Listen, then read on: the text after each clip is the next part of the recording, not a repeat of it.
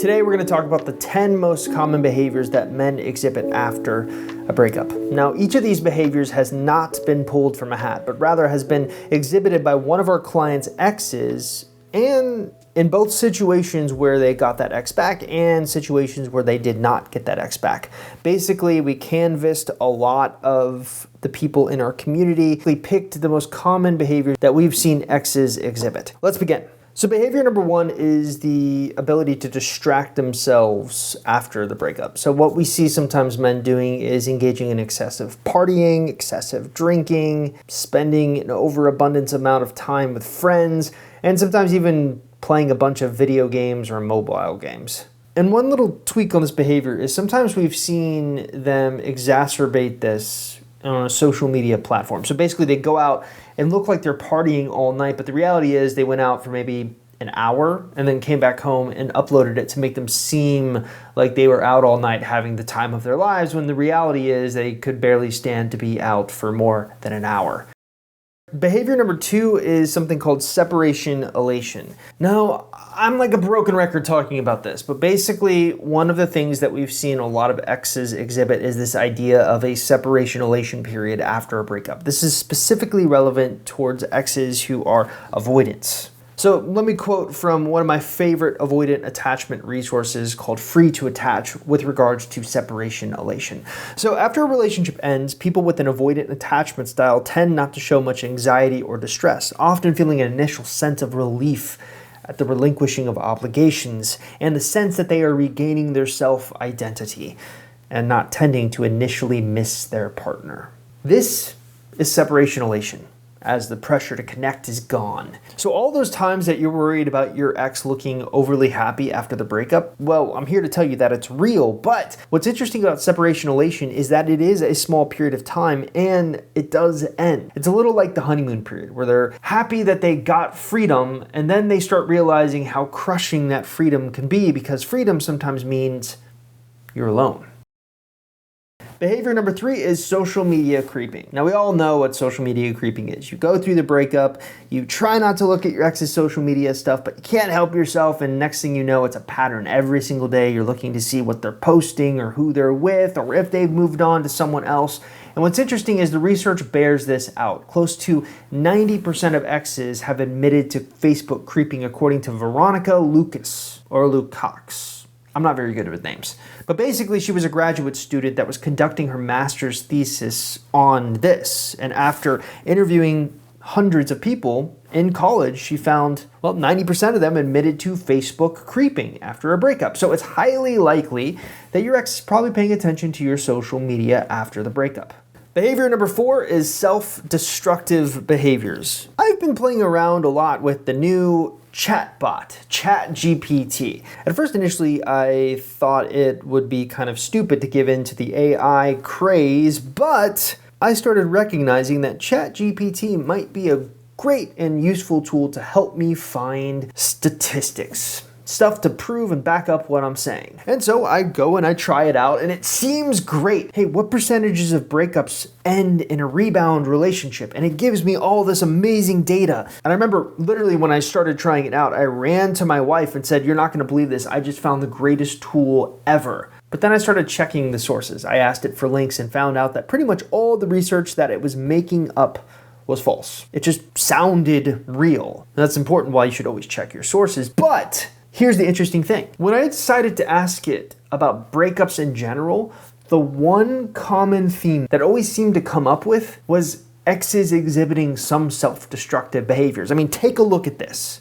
It basically argues that after a breakup, some men may exhibit self-destructive behaviors, like giving into substance abuse, reckless behaviors, isolating themselves, being avoidance, promiscuity. In the reality, pretty much all the stuff I said before this behavior, it talked about. So it does get some stuff right, or at least it knows humans, and I think that should worry us. But here's the thing.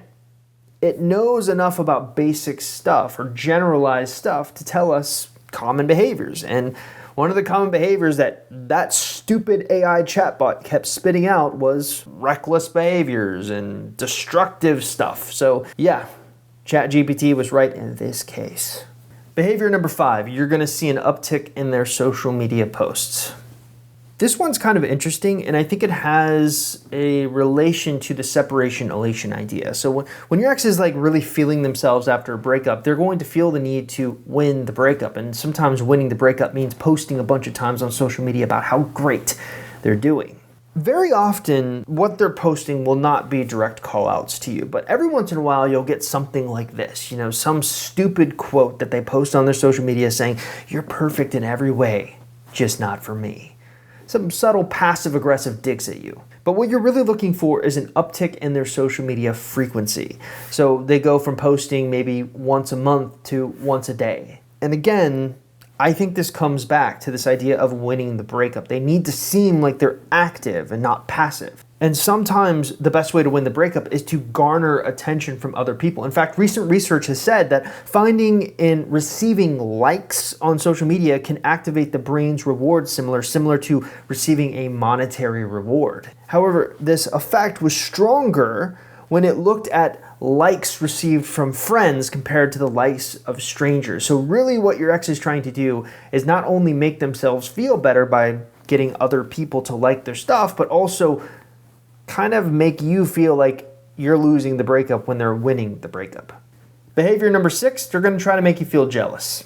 Staying true to our theme line of winning the breakup, one of the most prominent ways in which your ex is going to try to win the breakup is make you feel jealous. Post pictures of them out with other people. And sometimes the other people don't have to be dates, they can just be friends, and they're putting themselves in an environment where it looks like they're going to be hit on.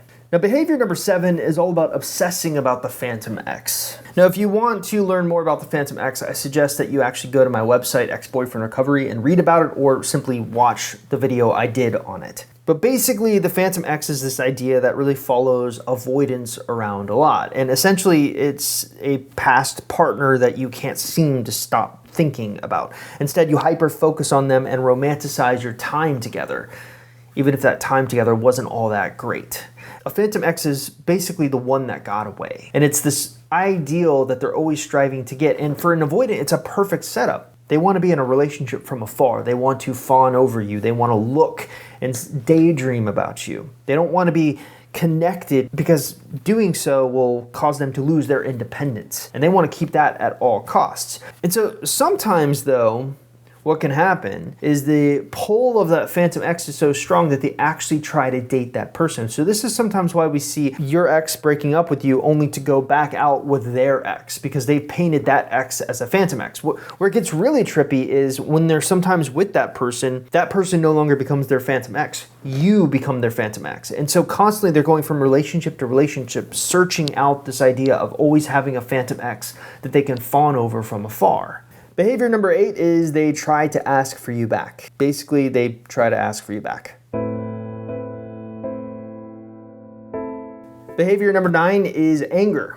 I think the thing that no one realizes about anger is that it is actually a way that you can soothe yourself. Very often after a breakup, it's easier to hold on to anger for its cathartic release. But it's important to remember that it's always a temporary one. In fact, research suggests that holding on to anger for too long can cause you to go into a cognitive decline, as opposed to people who are just more likely to forgive. Basically, your memory gets affected, your attention gets affected, your perception gets affected, and your problem-solving skills get affected. So that the more that they stay in this angry state, the more the rest of the way they look at the world kind of breaks down around them.